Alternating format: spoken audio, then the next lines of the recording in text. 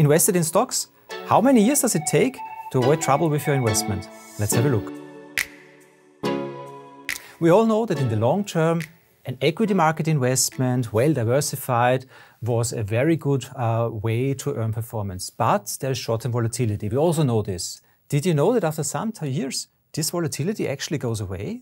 Let's have a look. What we did is we were analyzing an invested portfolio the last more than 50 years, half in global equities and half in euro area government bonds. So half safe government bonds, half global equities.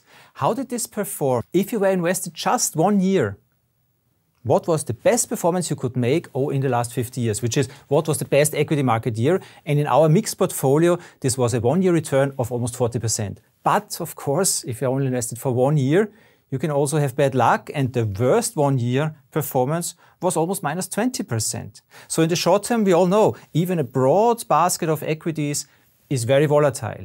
But let's have a look at the following chart. And what we did here is to picture all the possible investment returns over this more than 50 years if you are invested for 1 year, for 2 years, for 3 years, for 5 years, 15, and so on.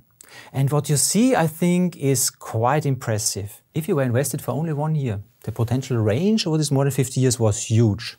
Great years, very bad years.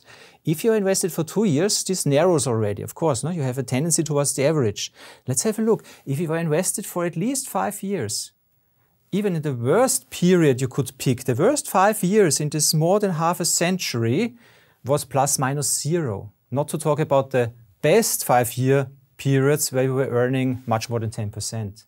So what the idea here is, if you have time to be invested at least 4 or 5 years longer in such a mixed portfolio with 50% equity exposure, time was all you needed.